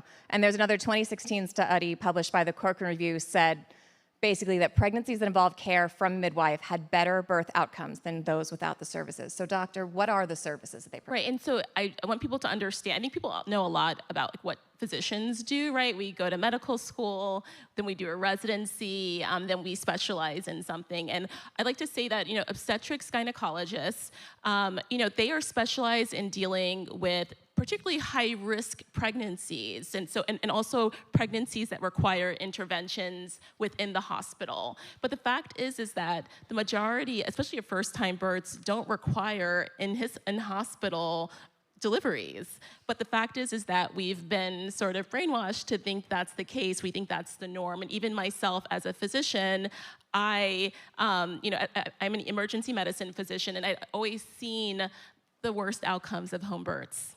Right? Because that's who gets to you. That's who gets to us, right? And I would hear my OBGYN colleagues say, I can't believe they decided on a home birth. But the fact is that people should know what their options are, right? There's home births, birth centers, and in hospital. They should also know what their medical professionals do. So I think it's important for people to understand that midwives are licensed professionals. There are different types. Some complete a nursing degree and then a master's in midwifery. Some are certified professional midwives who have a different type of certification. But it all depends actually on what state you live in. Unfortunately, the current model requires sometimes for midwives to have a physician supervising them. But that also can be important because the collaborative care is important. If there is a delivery that goes awry and needs an OBGYN, the OBGYN is there and they have admitting privileges to a hospital. But I think it's important for people to understand is that most first-time births actually can happen at home. And that's something that I did not know. Midwives weren't even part of my medical training. I only thought you could go to an OBGYN. Yeah. And when I think about when I had my kids at 37 and 39 years old, and when I reflect back on all the data that I have now, we're talking about the Commonwealth Fund. They came out with a study today talking about how the US, we really have the worst health outcomes overall, even though we spend the most on health care. But one of the reasons is, for the maternal health outcomes, the poor ones, is because We don't have midwifery-centered care. We don't have postpartum support. But what are the midwives offering that you can't get? Yes. So is it that postpartum care? Is it that you can ask more than your allotted 3 questions? Well, I think, well, you know, 2/3 of maternal deaths happened in the postpartum period. And so there's this model of holistic care. There's this continuum of care that starts even before someone gets pregnant. You know, most people in the current model, they'll have 1 visit at 6 weeks after giving birth, and that's it. Most industrialized countries, you have 1 visit in the first week, and then you have multiple other visits. So that midwifery model is a very affirming model. It actually encourages patient autonomy, shared decision-making, but also there's more postpartum support. And we know because the causes of those deaths occur in the postpartum period, you need someone watching over you. Yeah. You need someone supporting you. You need someone to say, you know, I'm not feeling good, or I noticed your legs are swollen. So there's that sort of medical support, but there's also more holistic support of the whole being, I think. And I'm sure, I know Elaine can talk from experience. Well, just from a patient perspective, I can tell you that it's the difference between 15 minutes with your doctor being rushed in and out and an hour or more at your bedside. It's the difference between 1 visit 6 weeks after you give birth and a home visit the next day, 3 days later, the week after that. They see you multiple times in the first 6 weeks. And I can attest to, you know, I think it's important that we break down these stats in personal stories. I could have been a statistic. 12 days postpartum, I woke up at 5 a.m. with a strange feeling in my leg. And something crossed my mind. Is this a blood clot? Strange maternal instinct that popped up there. And I thought, I almost disregarded the thought, but I texted my midwife, explained to her what I was feeling. She said, get out of bed right now and go directly to the ER. That is a DVT. Go to directly, it's life-threatening. You need to go right now. And I was like, no, I hate the doctor. What if it's just a Charlie horse? Like, oh. But because of the trust she knew you and you knew her. She knows me. I have direct access to her in a way that we don't have access to our doctors. We have a trusting relationship built up. And when she told me to get out of the bed and go to the doctor, to the ER, I went. And I was immediately diagnosed with not 1, but 2 life-threatening DVTs. That if they were not caught, who knows if I would be sitting here today. And so I deeply believe in the holistic care model, the wraparound care support that you get through midwives, and I want more families to have access to that if they want it. You know, not every family is the right candidate for midwifery care, but to your point, most births, if they are, you know, if they're normal, healthy births, can be birthed with a midwife. And there's just so much unlearning we have to do around the norms, around pregnancy, childbirth, and what to expect for when it comes to the postpartum stage. And so why I started Birth Fund was to expand access to midwifery care for families who don't have access to the funds that cover the out-of-pocket costs. Because the thing to point out here is that in America has, you've pointed out, it's 10 times deadlier to give birth in America than it is in any other industrialized Western world. Western country. So, forgive me. Industrialized country, thank you. Pregnancy brain, I can always blame it on that. But when you look at why, midwifery is the default care model in every other wealthy country in the world, except for here in America. And midwifery isn't even covered by insurance here. But we know that it's a solution that would work to help save mothers. So until the government catches up, until insurance companies wake up, we have to do something now. Because especially in this moment, when reproductive rights are being rolled back, we have to understand there's going to be a direct correlation between the legislative changes that are happening, that are stripping women of their reproductive rights, and a sharp increase in maternal deaths. We are forcing women into motherhood before they're ready, which means we're also forcing them into a deeply broken maternal health care system, there's an urgency to this work. And so Birth Fund is here to raise funds for direct grants that go to families who are pregnant right now, who need support right now in real time. And I will tell you, in our first cohort, some of the families that we supported told us if they did not get the funding that they received through Birth Fund, they were going to brave childbirth at home alone. Because these are women who were that afraid of going into the hospital, or who lived in healthcare deserts. Do you know how alarming that is? That we are in 2024 with, as you said, all of these technology advancements. I live in LA and I watch these robots deliver food. How have we not figured out how to keep women alive through childbirth when we're forcing them into motherhood? I know. And there's more we can do. Yeah. We're running a little short on time, but I want to make sure we get to why this issue so disproportionately impacts Black women. Sure. And before I did this panel, I had assumed, without doing my research, that it was tied to socioeconomics like so many other issues. But it's really not. A wealthy Black woman is more likely to die in childbirth than a poor white woman. Is that accurate? Yes, and I know Elaine has heard this, but can I just say, so it's midwifery-centered care, postpartum support, paid family leave, and universal health coverage. So those are all the reasons why other industrialized countries have improved health outcomes compared to us. And then when you add that plus systemic racism, it's even more difficult on Black women being pregnant. And so I always say that, I know Elaine's heard this, but even myself as a Harvard undergrad and Harvard Medical School graduate, I still am 5 times more likely to die of pregnancy-related complications than a white woman with an 8th grade education. And people would say, well, why is that? Why is that? Why is that, right? And a lot of it is because of interpersonal racism. We know that Black patients often get spoken over during clinical interactions. They do not get listened to. We do not get listened to. I've been, as a patient, our concerns are minimized, and we've seen that with, very famous Black women like Serena Williams, right, who is a professional athlete and knows her body very well. And then there's also the systemic aspect, so that even socioeconomic status is not protective, that even dealing with everyday racism actually causes a chronic wear and tear in the body. Some of you may have heard of weathering by the public health researcher Arlene Geronimus, but that predisposes us to chronic conditions that may make us even sometimes, some of us, less healthy going into pregnancy. So pregnancy is a stress on the body.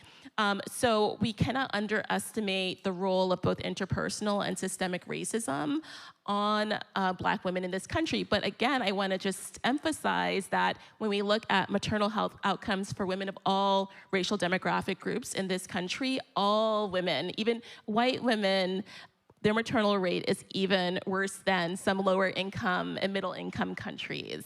So this is a problem that everyone should be concerned about, that giving birth really should be a joyful period. But in the United States, we have so much work to do. A lot of it is around policy, right? So making sure that people have coverage for midwives and doulas, that we have paid family leave, that everyone has access to universal health care. This is not rocket science, right? This is something that other countries are doing, and they are doing very, very well. All right, so we've only got a few minutes left, but I want to say, what is the best advice you could give to someone who is pregnant or planning to become pregnant about how to advocate for themselves, how to find the right doctors? And what would you say to someone who is sitting here listening to this conversation and is afraid of having a baby in this country? Well, I would say that, you have to know what questions to ask. Make sure that you are talking to a wide array of maternal health providers, whether they are doulas, midwives, physicians know what each of those roles are. Know that, in terms of your health status, are you someone who is appropriate for an at-home birth or birth center or in a hospital? I also want to just give a shout out. There are lots of resources out there by women, by Black women finding solutions. So there is an app called the Earth app. I always want to shout it out, IRTH. It's basically like a Yelp directory for maternal health providers and hospitals. People put reviews on there. And just talk to your community, right? Talk to your village to get recommendations for who you've had a positive interaction with. Yeah, I would underscore everything that you just said. And I think you have to listen to your body when you feel unsafe. Sometimes you need to encourage yourself it's okay to trust that and to make a different choice, and to, for a lot of people, it's difficult. If you do not have the time to find another doctor, many women will choose to stay and just accept the status quo. And I just want to say to anybody who is pregnant or scared of having children, know that there are better options out there, and it is up to unfortunately, it's up to us to find the better care that we deserve and to advocate for ourselves. And I do think that knowing what questions to ask is incredibly important. How do you find that out? Well, part of, again, I'm not trying to shamelessly plug Birth Fund, but part of what our work is to fill the gaps, because even as because it's not getting done it's otherwise. not getting done, and there's too much of this burden is being placed on mothers and pregnant people who already are burdened enough. Mom's got enough to do. Mom's got enough to do. So I think that we need to do a better job as storytellers of bridging the gap to help women feel more informed and educated and empowered going into motherhood. I feel, really responsible for helping to, a big part of this problem is just access to information, access to funding, access to better care, access to the questions to ask. And so part of what we're focused on, in addition to direct funding for families in real time, is also a narrative and cultural change initiative to really rebrand birth in America and help women understand the agency that they have. And I'm very honored that you mentioned Serena Williams, and I also want to shout out Dr. Uché, who's one of our medical advisors for Birth Fund. We need to do this work together as a coalition with medical professionals, with people like Serena Williams, who was the one who opened my eyes to the maternal mortality crisis long before I was thinking about children.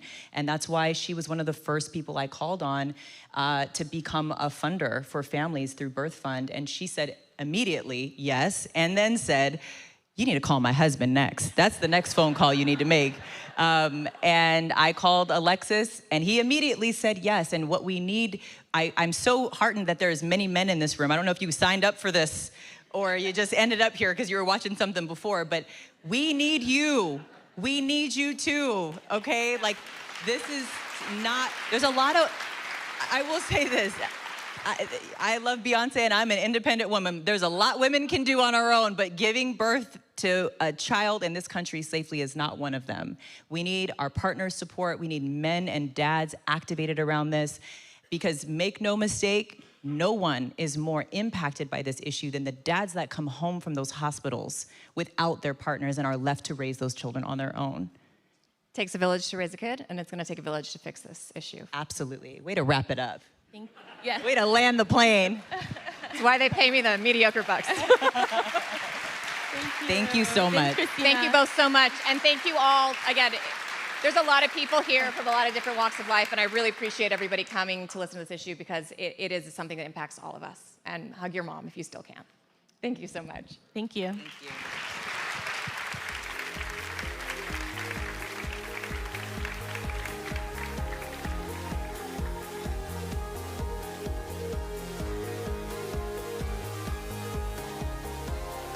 Please welcome the U.S. Homeland Security Secretary Alejandro Mayorkas and the Atlantic's Pulitzer Prize-winning journalist Caitlin Dickerson.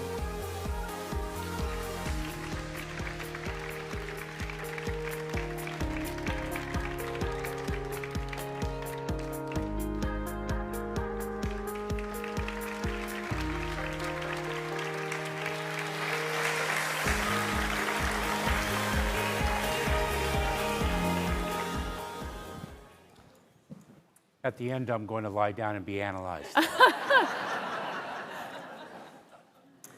Secretary Mayorkas, thank you for being here today. I know you just told me backstage I could call you Allie, but I want to make sure everybody here knows that so they don't think that I'm being rude.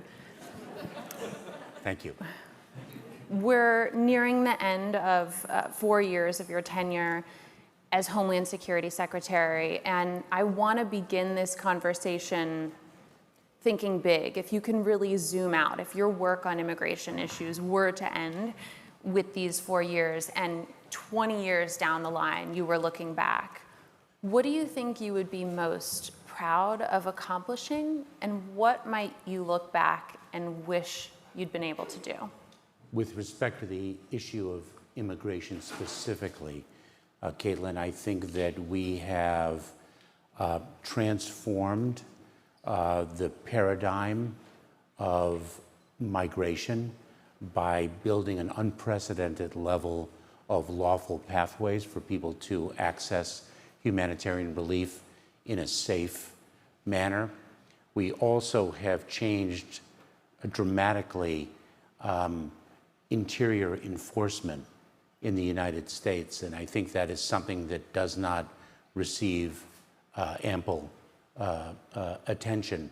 It wasn't that long ago when an individual who has resided for 20, 30 years in the interior of the United States, living in the shadows, was very fearful of randomized enforcement, and that is no longer the case.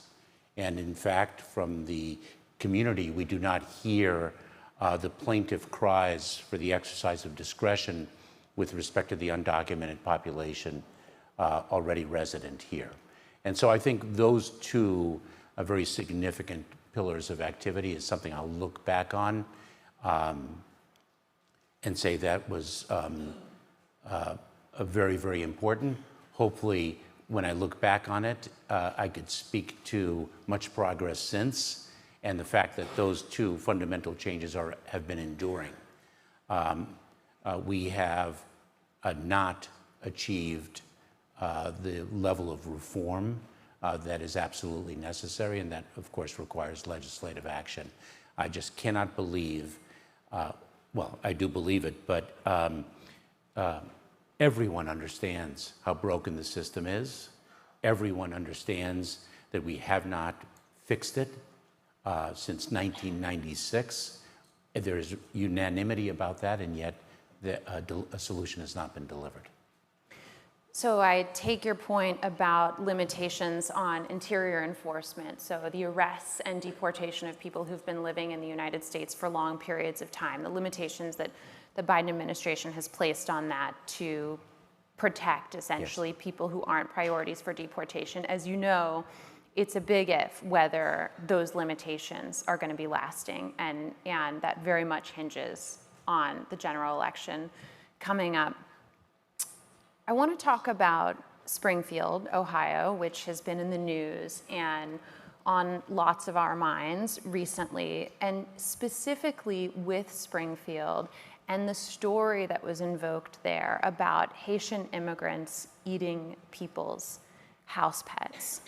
It's part and parcel with language that we're hearing more frequently in the national political debate, phrases like immigrants are, quote, poisoning the blood of America. Donald Trump, our former president, who's running for president now, has also said on the campaign trail repeatedly that he believes immigrants are like animals, are not human. Very, very extreme xenophobic language, which, as you know, has always been present in the rhetoric of fringe groups like neo-Nazis. But it's actually a big deal that we're hearing it in mainstream American politics. And this week I've been speaking with political scientists at Amherst University about the fact that these ideas are catching on, that about a quarter of Americans subscribe to some of them. And their concern is that when you have a society where prominent politicians are saying things like this and giving license to people who believe things like this, that you have a society that's prone toward increasing violence. In very extreme cases, they warn that this is how a society turns ultimately toward something as extreme as genocide. And so, do you think that people like you've got a prominent platform, that you're doing enough to counter these messages and not simply dismiss them as incorrect, but to offer an alternative story to stop the increasing belief that immigrants, and in particular immigrants who are not white, are actually less than human? So, Caitlin, I'm required to divorce my comments from identification with a particular candidate. But let's take stock of Springfield and the fact that parents are scared of sending their children to school in that community. The horrific demonization of migrants. The utterances are not only fueling xenophobia, but they are also fueling racism. We have seen that play out in world history before. My family tremendously impacted by it on a deeply personal level. My mother twice being a refugee in her life, the first time having lost tremendous number of family members in the Holocaust. And so this is something that we need to counter vigorously. And when I speak of we, it is not just an individual in a position that I have, but I speak of a collective we. This is something that we all must address. And we've seen hateful rhetoric propagated, I think, to a degree that I don't recall ever seeing before in this country. Words matter. The words of people in positions of prominence matter a lot. This is fueling a heightened threat environment that is uppermost in our minds from a Homeland Security perspective. I think it's a very sad day when parents are scared to send their children to school because of narratives like this. And I think my question is that enough? That we're very concerned that we're in a heightened threat environment, and yet these narratives about immigrants are repeated again and again in places with lots of viewers, lots of listeners, and they're catching on, they're becoming mainstream. Do you think that the response to that has been substantial enough, given that we know through polling that a significant number of Americans actually feel this way? Well, that's not all that we are doing. Of course, we in Homeland Security work with the local community to ensure their safety and security. I've been on the phone a number of times with the governor, Governor DeWine. Our team has been in touch with the mayor. We're working with the school system. We're addressing bomb threats. We're ensuring the safety and security of the children when they go to school. We help in that regard. So we have a number of actions. I have to make sure I remain apolitical by dint of my Hatch Act responsibilities. But counter messaging is very important. Education is fundamentally a critical tool, and so is the power of the vote.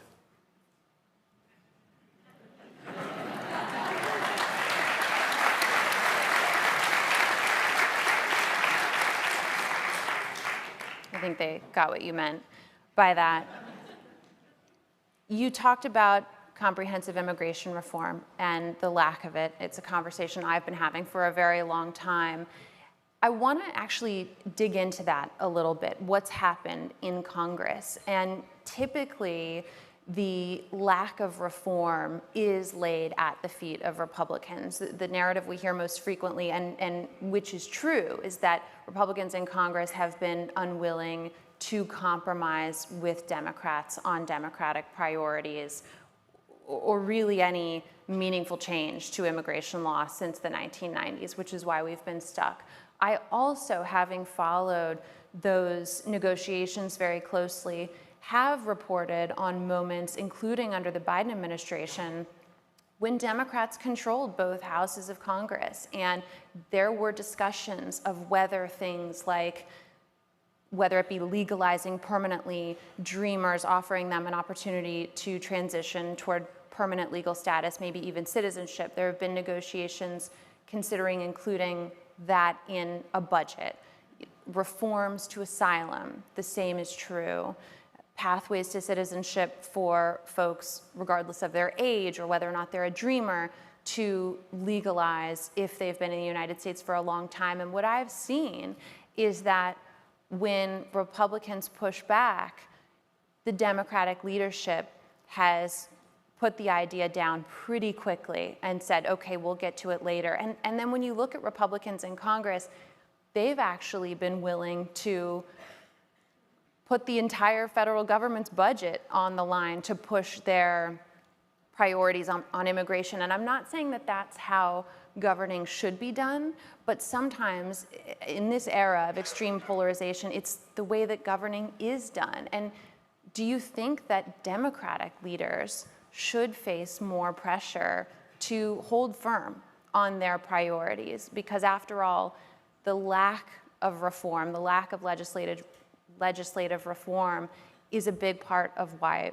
we are where we are today, why the border fluctuations are so pronounced and we have few tools to actually respond to them. So I have to unpack a little bit, Caitlin, because where we are today is in fact fundamentally because of the absence of legislative reform and the inability to ensure that our immigration system is actually designed to address the phenomenon of migration that we encounter today as opposed to 28 years ago. At the same time, the reasons for, and they are plural, for the failure to reform our immigration system are varied. And it is not just a matter of politics and partisanship. We did achieve a bipartisan compromise in the Senate that we anticipated would actually succeed until a solution was not desired because some wanted the problem to persist. But there was a time when I think we could possibly have achieved legislative reform for the Dreamers. Mm-hmm. And I defer to those in the community that know this more closely than do I, but my perception of it was that the community, the advocacy community itself, was quite fractured in the strategy to achieve reform. Some wanted to hang on to comprehensive reform and only advance that for fear that if in fact we took a slice of the reform that was desired, that we would be left with only the slice for too long a period of time, and it was really, we need to go for it all. And there were other voices that said, no, let us get what we can and build momentum. And I think that fracture may have contributed to the stalling of some reform. So I think it's a very complex landscape, politically and otherwise as well, as to the failure of reform. But what a dismal failure. And I will say, I've always taken issue with the term comprehensive, mm-hmm. because I grew up in the criminal justice system. And the criminal justice system is designed, and in a rather fluid way, to achieve the three outcomes of the criminal justice system: punishment, deterrence, and rehabilitation. And we've really failed on rehabilitation, but that's a different subject. But immigration, the system is designed to achieve family unity, economic prosperity, and humanitarian relief. And what I see that I didn't see in the criminal justice system, in the Immigration and Nationality Act, is a complete patchwork of provisions that are sometimes in conflict with one another because one provision was passed in one administration with a particular perspective and another provision was passed in a different administration or different Congress with a different majority perspective. And the two clash. When I joined U.S. Citizenship and Immigration Services in 2009, I learned, stunningly, that an individual could be subject to deportation at the very same time that they are eligible for naturalization. And the outcome of their life depended on which office of our agency they were before. Right. So that is a broken system, and that's a broken governance process as well, which we fixed. Okay, so you're talking about the idea of comprehensive immigration reform being maybe unrealistic because it's just too vast, and also you mentioned— It's an understatement. Comprehensive is an understatement. Okay. I would, if I wish we had a tabula rasa. And we won't. And we won't. And you mentioned lack of unity on the left. I wanted to ask you about where the Democratic Party stands on immigration. I've been reading, again, because of the election season, which we know you're not going to comment on, but at the close of this term in office for President Biden, that some analysts believe that the Democratic Party has taken a more punitive approach toward immigration or moved further to the right than ever before in modern history. I feel like that's a quote I've read in major national outlets at least half a dozen times. So let me ask first. In modern, okay. That's a bit, I have questions about it too. That's preposterous. So please tell me what you think about that claim. And I was going to ask if you did agree with it. You obviously don't. Is it a good thing? I mean, I think what these grand claims are pointing toward is that they see the Democratic Party moving to the right. Talk about whether you think that's true. So there was apparently an opinion expressed that the farthest to the right ever in modern history? Yes, exactly. Yeah. Let us remember where we started in 2001. Let us remember what was happening in the interior. Let us remember how our refugee and asylum system were shut down. We have the highest level of refugee processing that I can remember. We have, I think it's 125,000. We have drawn more people from the Western Hemisphere than ever has been the case. Let us remember that we came in with an asylum system that was torn down. The Immigration Agency of U.S. Citizenship and Immigration Services was on the brink of bankruptcy. We were dealing with families that had been intentionally separated. Children had been intentionally taken out of their parents' arms for the express purpose of deterring other families from migrating and accessing humanitarian relief. Well, you're talking about what happened during the Trump administration, but I'm asking whether the contention has been that the Democratic Party has moved further to the right than ever before, than Democrats ever had before. The most number of instances of extending, granting, redesignating temporary protected status. The program of Operation Allies Welcome, the program of Uniting for Ukraine stood up in emergency situations. The Cuban, Haitian, Nicaraguan, Venezuelan parole program, a lawful pathway that has seen the admission of more than 520,000 individuals from those countries of origin. And how about with regard to asylum? Because I think that's what this analysis is really pointed toward, is limitations on the asylum system. I don't view it as a limitation on the asylum system. I view it as a need to address the asylum process in light of the realities that we are confronting right now.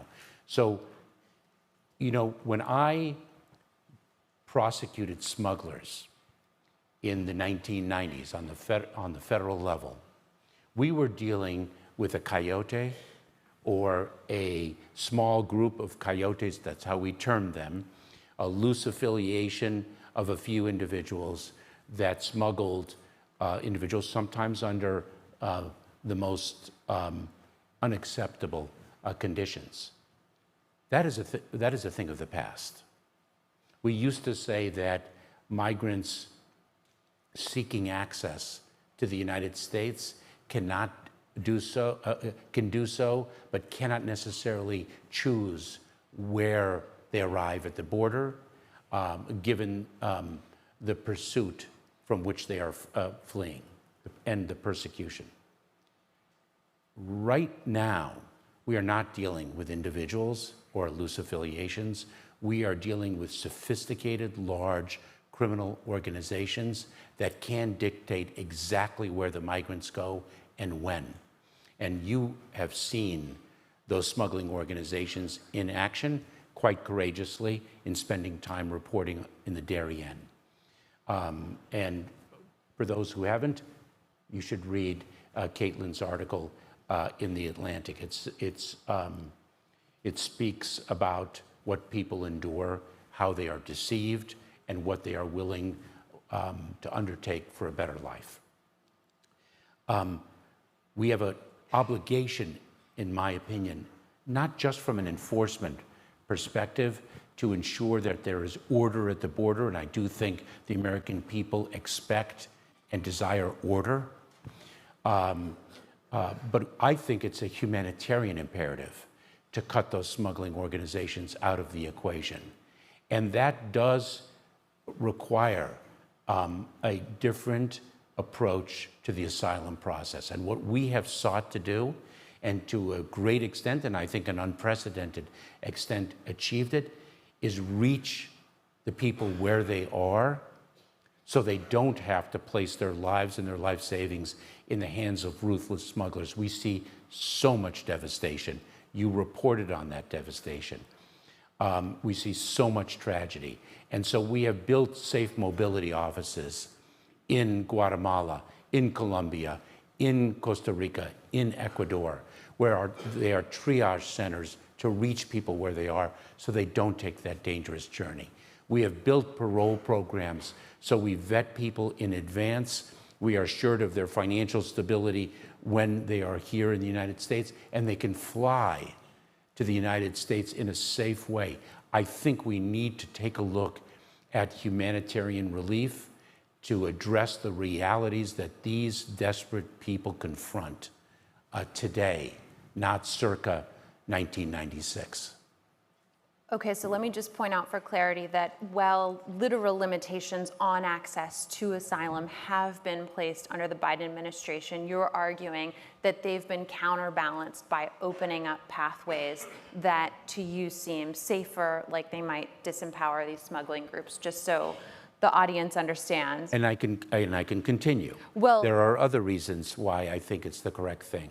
So I'm going to generalize because it depends on the demographic, and so I take a risk of inaccuracy by generalizing. But people arrive at the border and they claim credible fear of persecution by reason of their membership in a particular social group. Approximately, this is where I generalize, 70% meet that initial threshold. The ultimate merits determination is a higher bar under the law, and approximately 20 to 25% actually qualify. And the time disparity between the initial claim, the initial encounter, and the ultimate merits adjudication is 7 to 10 years. It deserves a gasp. And that is not a functioning system. And so I would posit, as a matter of policy, and some certainly disagree with me, that disparity in the standard needs to be collapsed to a degree. Not entirely, because we want a lower threshold to ensure that we do not return individuals who might indeed ultimately qualify. And let me ask you about... And that time period needs to be shrunk as well.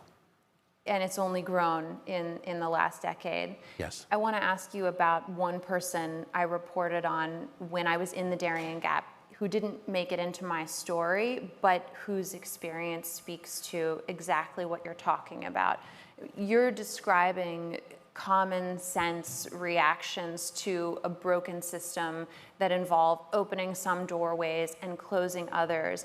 And I think they sound reasonable to a lot of people in the audience. And the challenge, it's not an easy one, is getting to know the individual people whose lives are impacted by these changes and sometimes don't survive these changes. So a young man, 28 years old, from northern India, the Punjab region, he was Sikh, and he had been targeted by the Indian government because of his religion. His family explained to me that he'd been kidnapped for 2 weeks in 2022, that he'd been beaten in the past, and he collected not just his own family's life savings, but the life savings of several relatives, including relatives living in the United States, to be able to pay for him to get out of northern India. He hired a smuggler who told him that if he paid extra, he would be able to get a helicopter ride across the Darien Gap, which is this narrow stretch of land you referred to earlier that connects Colombia with Panama. More than 500,000 people crossed it on foot last year, despite an extremely long list of threats, and many die along the way, as you well know. This smuggler's story turned out to be a lie, and this young man, Jagmeet, never made it out of the jungle. What really struck me about his story when I spoke to his relatives in California, initially they were trying to find him and eventually accepted that he did not survive that journey. What struck me was that in hearing about his experiences, his case was almost tailor-made for our asylum system, was it not? I mean, taken on the basis of the facts that were provided, he'd been targeted based on his religion and assumptions about his political associations because of his religion by a government, and therefore a textbook case for someone who would seek political asylum. But the only way he saw available to him to get to the United States was to pay a smuggler to cross the Darien Gap, and he ended up dying along the way. So what does that say about the state of our system now, the changes that you're describing, wanting to make? Again, in terms of broad numbers, they make a lot of sense. And then when you look at the experience of someone like Jagmeet Singh, they seem terribly insufficient, wouldn't you agree? Caitlin, one of the forces that we have to battle is the disinformation that the smuggling organizations perpetrate. And this individual was misinformed deliberately with respect to how he could access relief from the persecution that he suffered in his home country. That's right, but did he have another option available to him? Yes, he did. What was it? Well, we have a refugee system. And remember, and this is a subject of debate as well, an individual who is fleeing persecution, the goal is to reach a safe country. And some, and this is a debate that I have on an ongoing basis, the question is that once an individual reaches a safe country, should they be able to continue on their journey from safe country to safe country to safe country to ultimately reach the safe country of their choice? When we are speaking with humanitarian relief, especially when it is acute and urgent, the goal of our system should be to provide that individual with a safe place. And then the ultimate placement of that individual after the exigency has been addressed is something that we need to address collectively in the international forum. Because I will tell you, that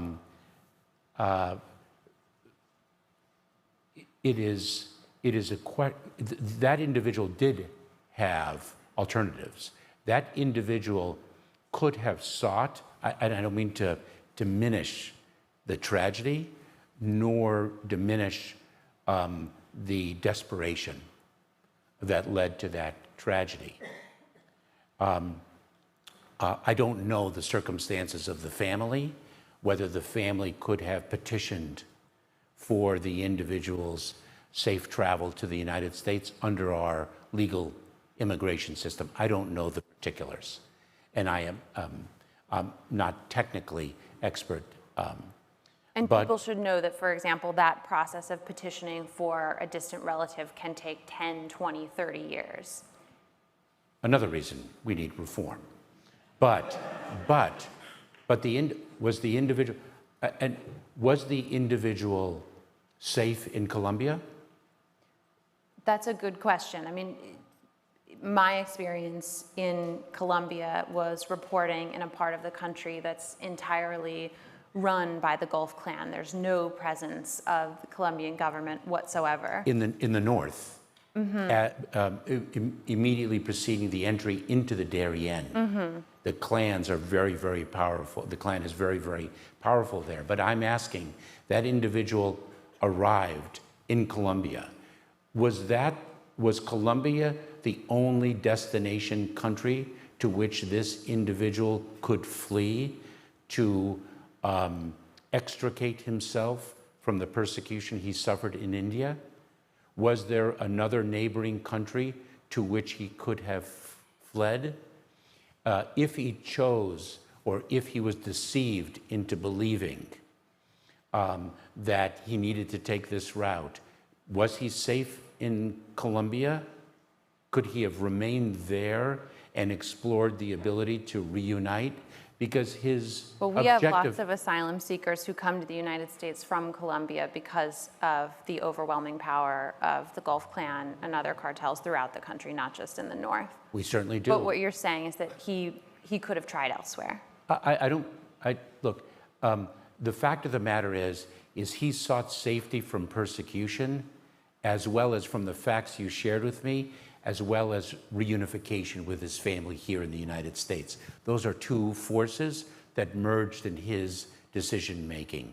We also, by the way, in terms of Colombia has given relief to approximately 2.5 million Venezuelans fleeing Venezuela.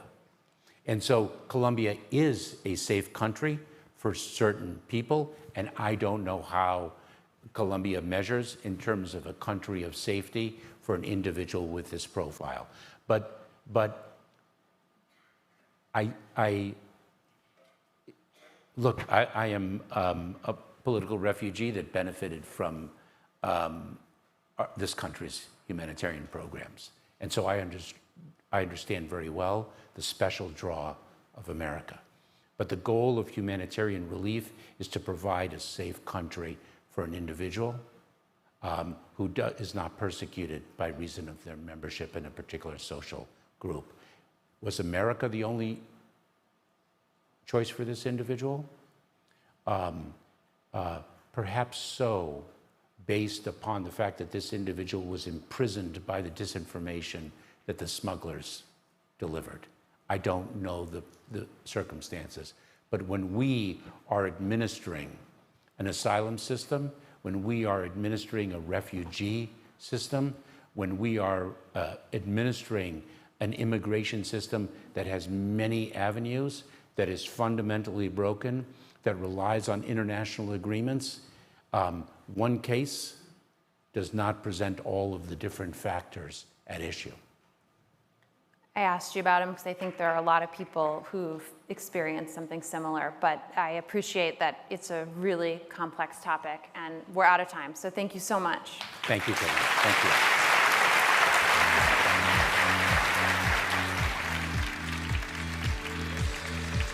Please welcome back The Atlantic's Candace Montgomery.